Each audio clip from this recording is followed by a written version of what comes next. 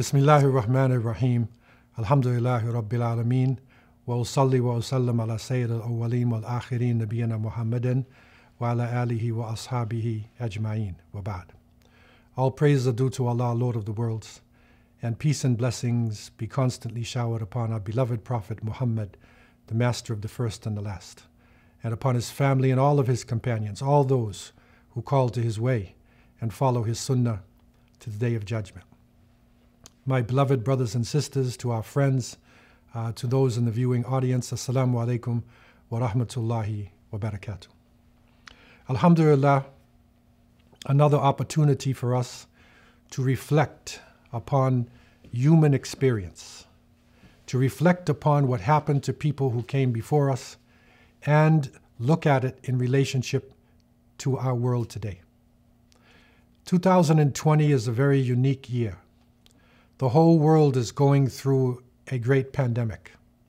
And Muslims are in a special position in that not only are we isolating ourselves because of the COVID-19 pandemic, but also we have been blessed with the month of Ramadan. And Ramadan is a time of introspection. It is a time of reflection upon the world. And it is a time when Muslims are advised to get deeply into the Book of Allah, Al-Quran. And we recognize that the Quran itself is 1/3 history. 1/3 of the revelation is dedicated to Al-Qasas, to the stories of those who came before us.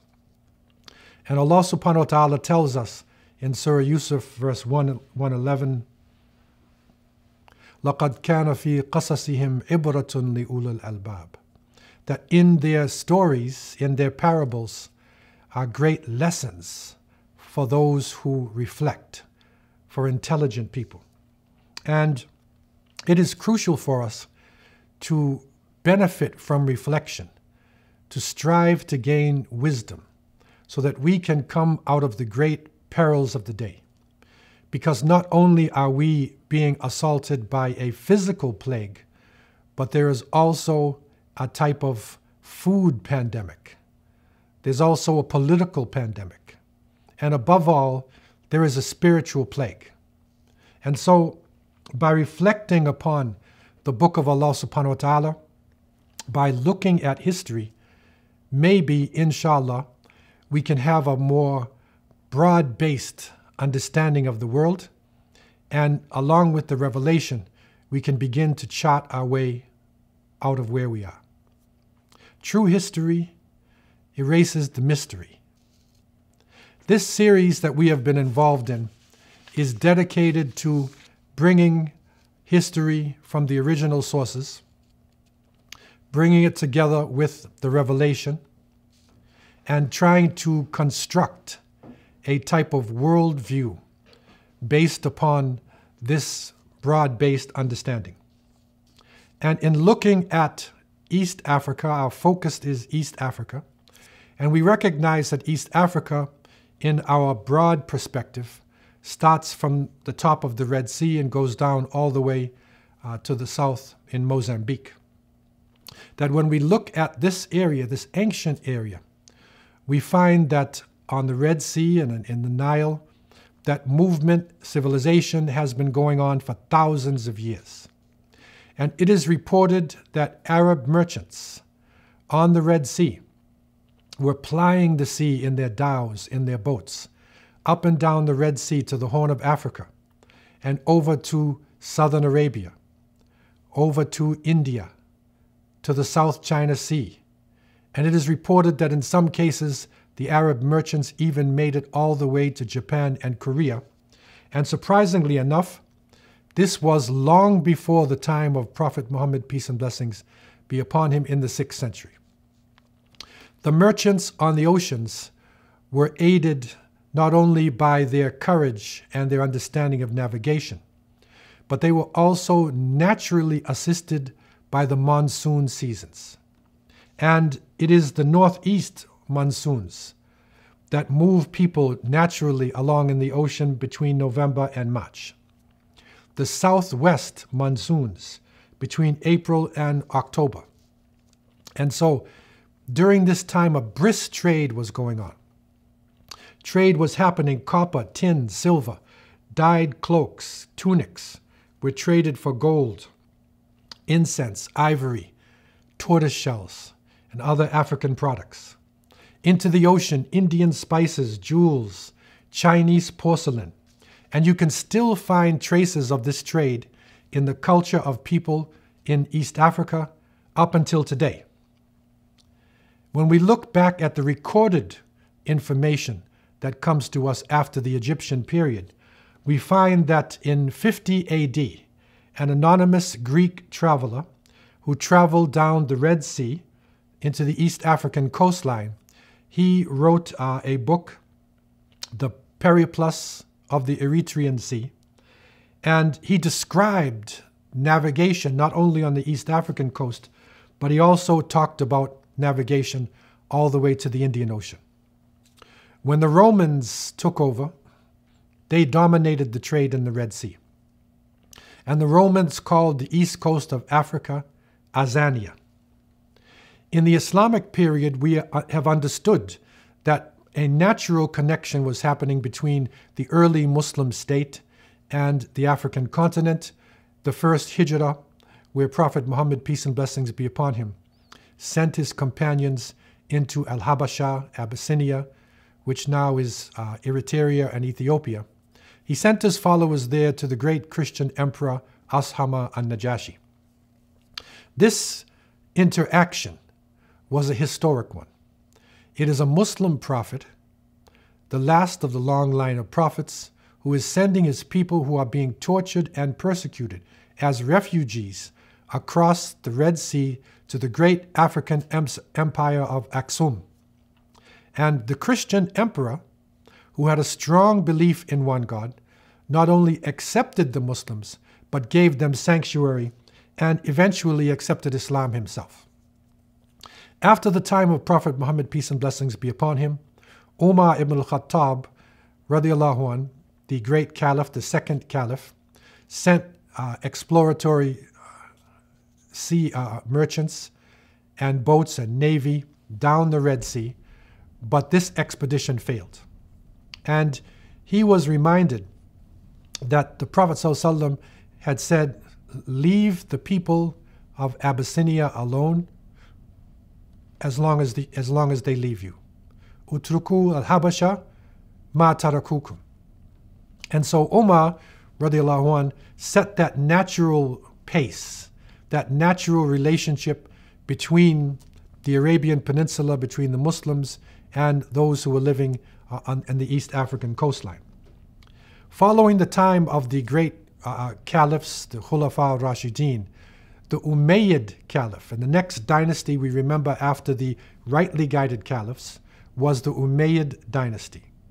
The Umayyad Caliph Abdul Malik ibn Marwan sent emissaries into East Africa in 696. And so there was a movement. The Umayyads recognized the presence of Muslims along the coastline. They recognized that there were scholars there. There were people from the family of Prophet Muhammad ﷺ who were living in the Horn of Africa and down the coastline.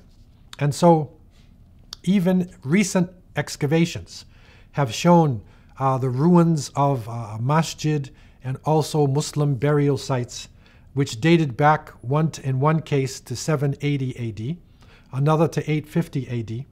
And these were found in Shanga. This is in the Lamu region of present-day Kenya on the East African coastline. And so the early settlements were in connection with the Muslims. And we also have remains of ancient masjids on the island of Pemba and Unguja, known as Zanzibar.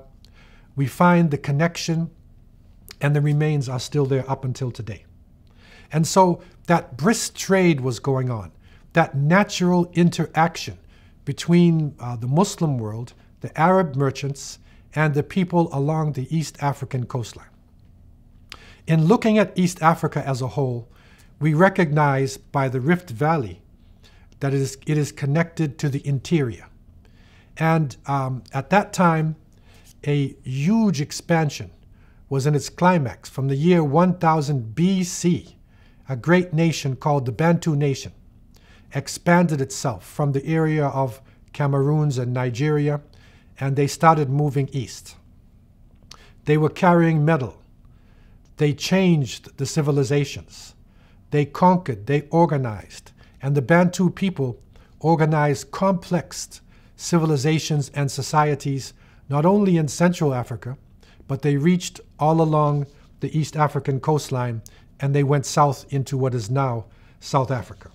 And so it is the connection between the Bantu nation that had developed complex societies with philosophy, with language, with justice, with hierarchy, with all the different aspects of political and economic life. They came in contact with the Arab merchants on the coastline. And so the Swahili culture then develops.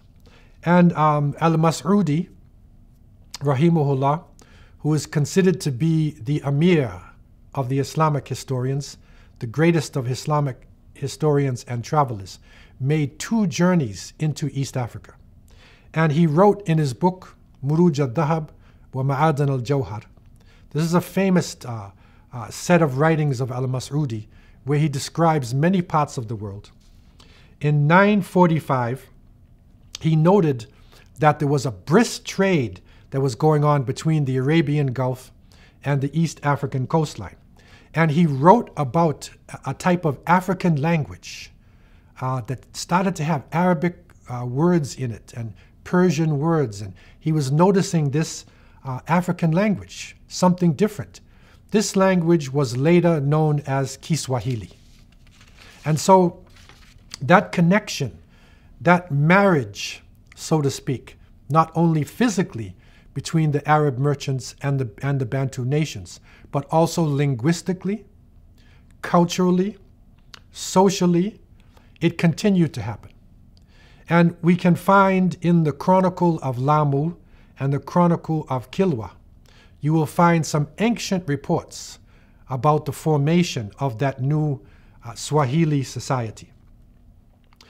In terms of its concept of God, the ancient Bantu people had gone through a stage of evolution, and they had reached the point where the concept of the great cosmic spirit, Mulungu, this great spirit, or the one God, was dominating all of their lesser gods, and they were perfectly set for the coming of Islam. And so it is, again, that marriage of the African Tawheed, the monotheism in Africa, and the message of the last prophet, Muhammad, peace and blessings be upon him, which made it a natural marriage and interaction. And Islam began to spread, and people entered into Islam in crowds. And so the Swahili culture is developed. And this name, Kiswahili, comes from Sawahil. Sahil is your coast, Sawahil is the plural. So literally, Kiswahili is the language of the people on the coastlines.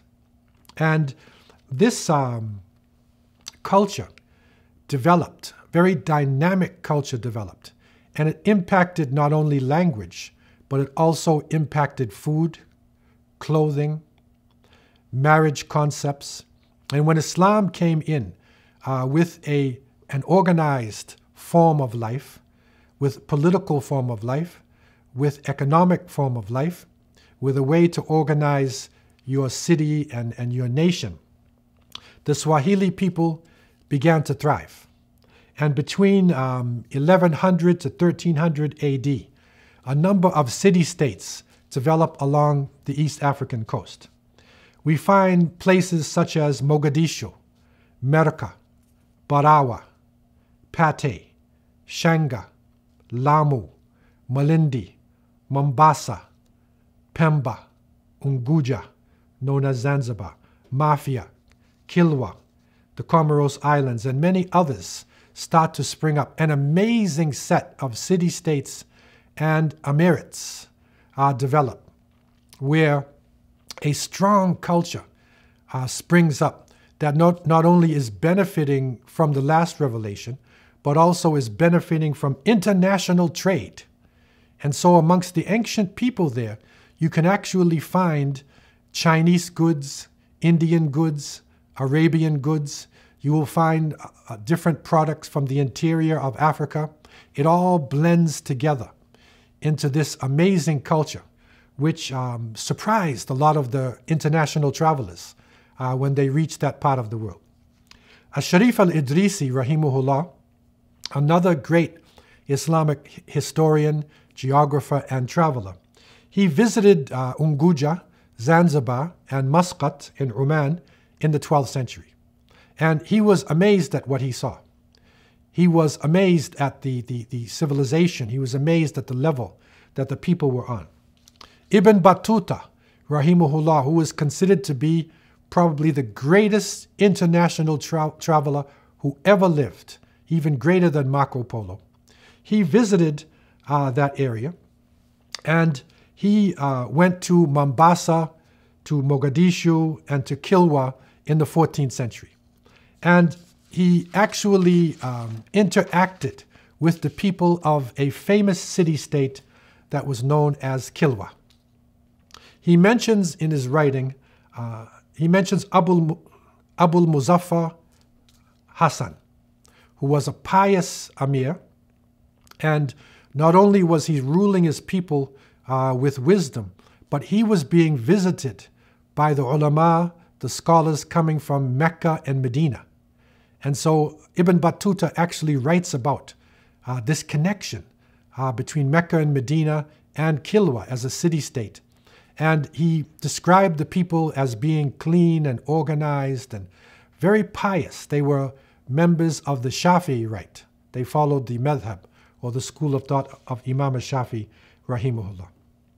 And when he describes the area, and it's amazing, he said, Kilwa is one of the most beautiful and well-constructed towns in the world.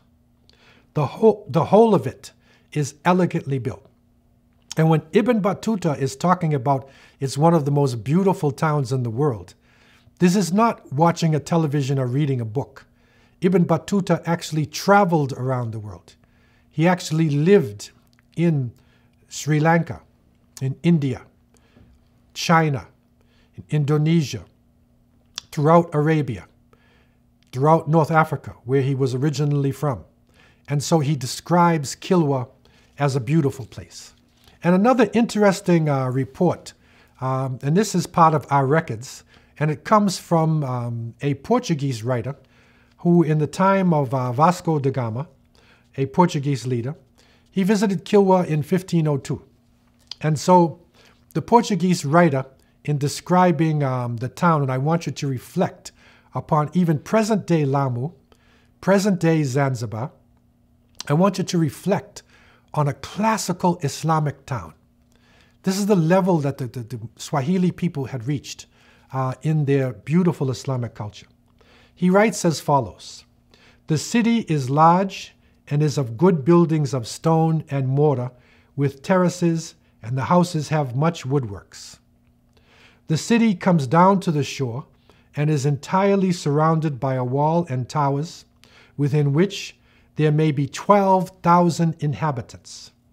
The country all around is very luxuriant, with many trees and gardens of all sorts of vegetables, citrons, lemons, and the best sweet oranges that were ever seen, sugarcane, figs, pomegranates, and a great abundance of flocks, especially sheep. The streets of the city are very narrow, as the houses are very high, of 3 and 4 stories, and one can run along the tops of them upon the terraces, as the houses are very close together, and in the port there were many ships." And so he is describing a bustling culture. He is describing an amazing society that Ibn Battuta considered to be one of the most beautiful cities that he's ever seen in the world. Another amazing report comes out of Chinese literature, and that is the journey of the great Chinese admiral Chen Huo.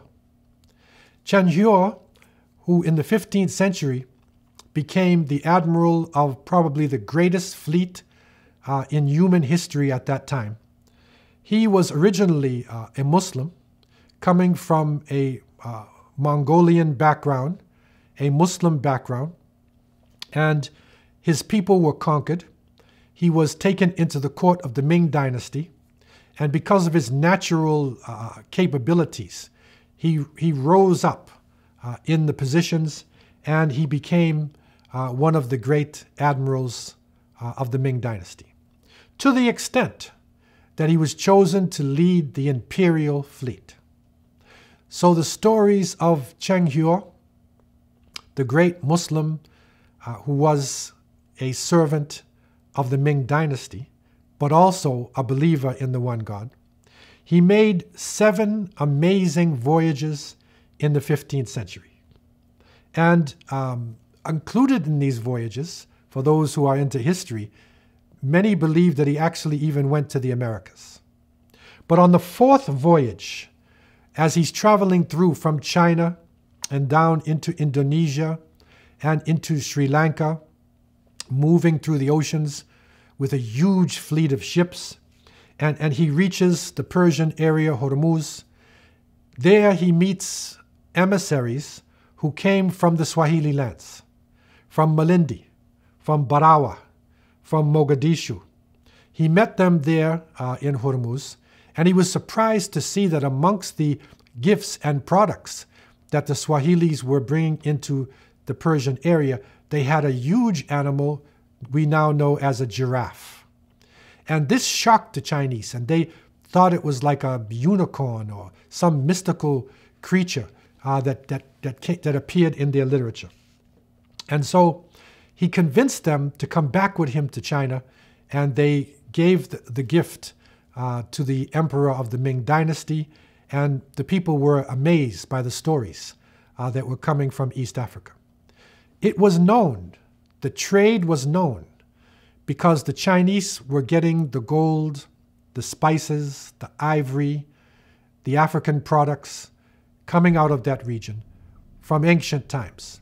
But they didn't know about the people. They didn't understand about the animal life and something about the culture of the people there. On the 5th voyage, Chen Huo, rahimahullah, he visited Persia, Yemen, Mogadishu, Barawa, Malindi, and the Chinese anchored in 1418 on Patay Island. And legend has it that the Swahili people woke up one day and they saw 300 ships coming out of the ocean. It was an amazing armada. The Chinese stayed in East Africa for some time, to the point where they even married some of the local people, and the Famao people of Siu on Patay Island actually claim Chinese ancestry. And for those who have visited the area, you can see the Chinese blood. You can see that interaction between a Chinese person and an African person. And so a brisk trade was going on. The Chinese were bringing in their silk. They were bringing in porcelain. They would also get pepper from over in Sri Lanka and the other areas. And they would trade for the spices, for the gems, for the precious woods, even for medicines and textiles. And so an amazing interaction is going on. And that interaction was one of the most successful trade routes in the world at the time. People speak about the Silk Road, and that is the northerly route that went from China over from Mongolia, Turkestan, Persia, all the way down into Turkey. This is the famous Silk Road, which eventually, when it reached Constantinople, now Istanbul, it was a medium point between Asia and Europe. And so this was probably the most successful trade route in the world at the time. But what is not so recognized by the general public is that the southern route, was also an amazing trade route where so much interaction was going on. And we find that in terms of the culture, the porcelains, the silks, the spices, and of course from southern Arabia, the frankincense and the myrrh, people benefited from this not only in their physical life, but in their spiritual life. Frankincense was burnt in their temples. The beautiful incense and the itta, the perfumes, were being used.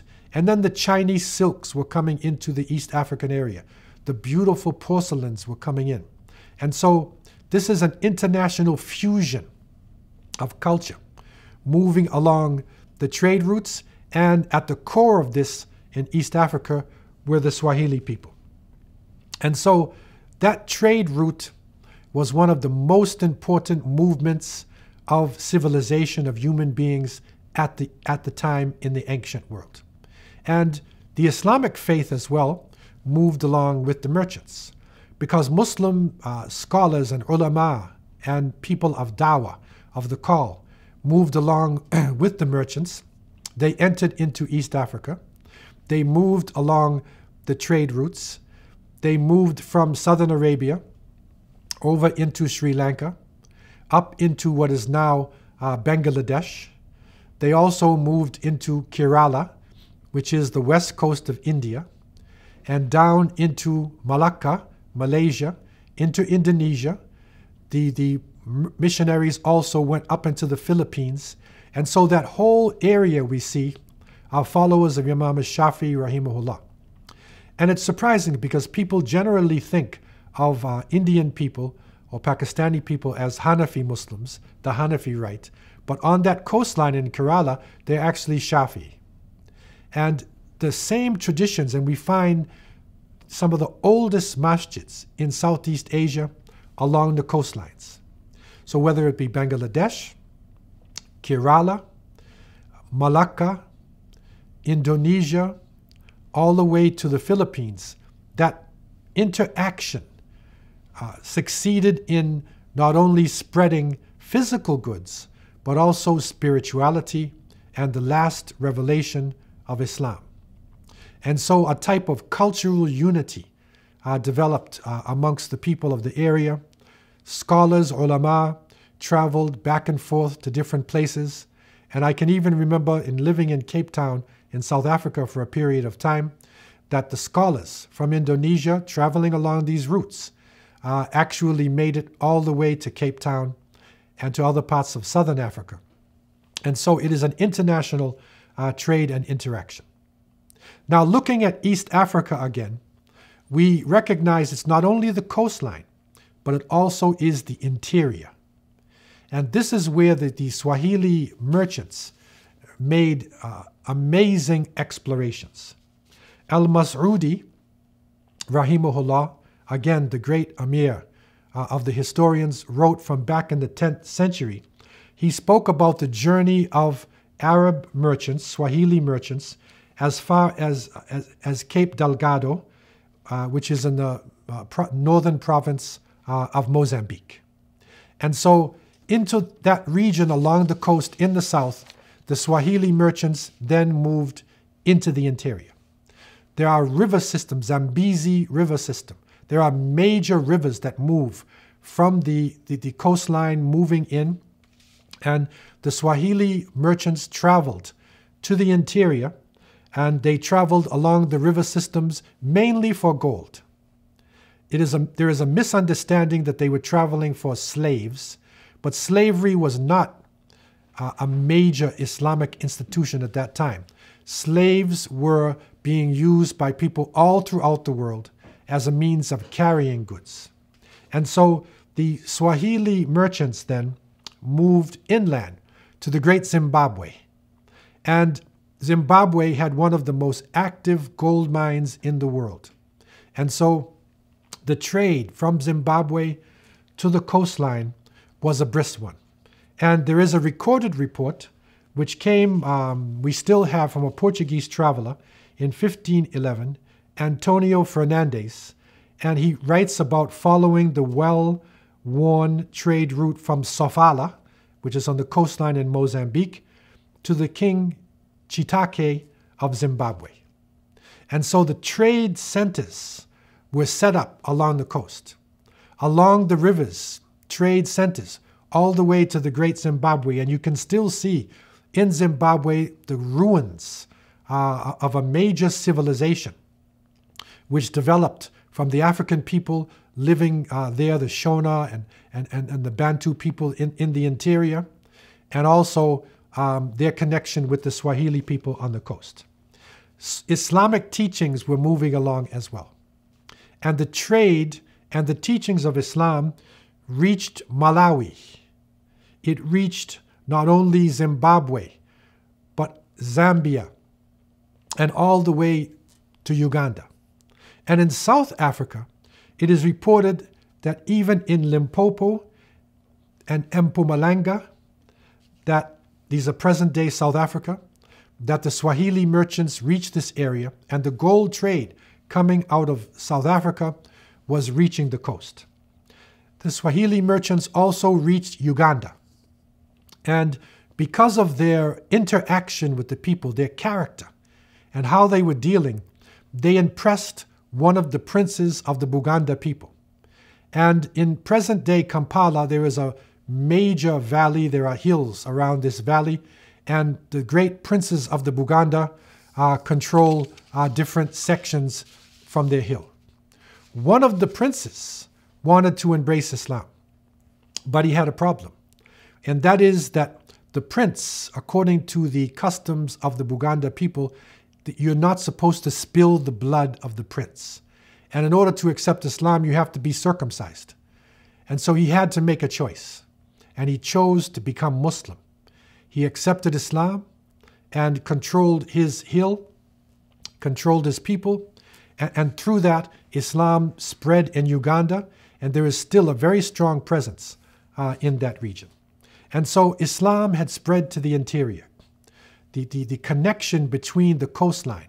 Again, this is East Africa. This is the business that is going on, which is connecting the interior of Africa, southern Africa, to the coastline, to Persia, to Indonesia, to China.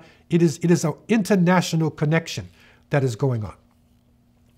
In the 15th century, after the fall of Granada in Spain, Al-Andalus, Muslims had lost their authority in Western Europe after having lived there for over 700 years. The Muslims then had to flee. They were conquered by the Catholic king and queens Ferdinand and Isabella, and the Portuguese as well established their Catholic kings and queens. And so from there, an expansion happened. This is really the first modern, you could say, European expansion. And it was the Portuguese, because the coastline in Lisbon, it is that area where the Muslim navigation and the Muslim navy was based. And so the Portuguese then, having inherited this information, conquering the Muslims and taking this information, they became some of the strongest people on the oceans. And so in the 15th century, the Portuguese realized they could not easily travel through the Middle East. The Turkish nations were there, the Arab nations, the Muslims were strong in this region. So they couldn't make it through without dealing with the Muslims. And so they were looking for a way around the Middle East. And so they started to move along the shores of Africa. And with the help of certain Omani sailors, they went around South Africa. Of course, they call it the Cape of Good Hope, because they were hoping to go around the Muslim world. And they traveled around the Cape of Good Hope, and they began to conquer. They had this conquistador mentality, that they were fighting the Crusades. And everywhere they went, especially when they saw Muslims, they immediately began to fight. People were used to doing business along the coastline. It was an international trade. There were no conquering armies. There were no conquistadors. But the Portuguese came through and they subjugated cities in East Africa. And they built forts on the coastline. And they connected the East African coastline to Aden in Yemen, to Hormuz, to Goa in India, to Calcutta in India, to Gujarat. all of these areas, the Portuguese connected these areas and subjugated the people, dominated the trade for a period of time, and they introduced flourishing slave trade. And so really, for the first time, slavery was being introduced, not as a means of carrying goods, as a means of the relationship between employer and employee, which was all over the world, because slavery continued in the world up until the 19th century. They introduced the slave as the means of production. That is the product. So this is different than looking for gold or looking for ivory. The slave becomes the product. And the Portuguese introduced this, and the people resisted. And the local Swahilis were resisting and finding the Portuguese overwhelming. Their huge forts on the coastline you can still see in Mombasa and Malindi, and in many places you will see the Portuguese forts. The Omani Muslims coming from southern Arabia, having fighting skills and ocean skills, they came together with the Swahili Muslims and they defeated the Portuguese. But the problem that happened after the Portuguese were driven out, in 1812, a division broke out between the people of Mombasa and Lamu. And this infighting going on amongst the Swahilis caused the Omanis to come in. They broke it up, they took over, and they established peace in the region.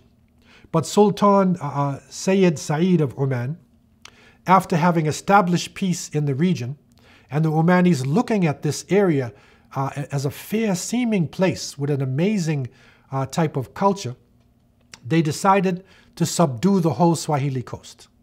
And so the Omanis subdued the Swahili coast and continued the slave trade of the Portuguese. And this is one of the difficult times, one of the sad times in our history, where slavery as a means of production, where people were actually the main products, it developed.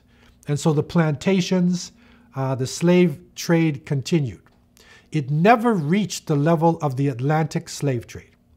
And those who would say that it did have to bring the proof. Because with the Atlantic slave trade, we can see that millions of people were transported from Africa into the Americas. And the result, the remainder, is the people. In Brazil, in the Caribbean, in the United States, there are black people. But it was not the same in East Africa.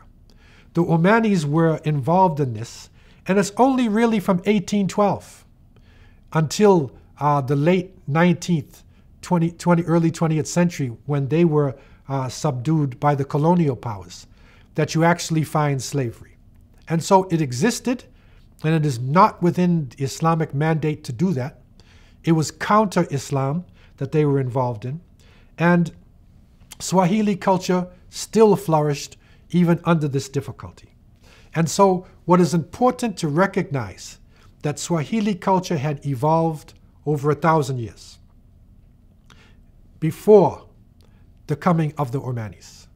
Swahili culture was a beautiful blending together of the Bantu African culture, of the Arab society, of the Persians, Shirazis, and other people who are coming in. There were no conquering armies that came into East Africa. There are no stories of armies subduing the people and subjugating them and forcing them to become Muslims.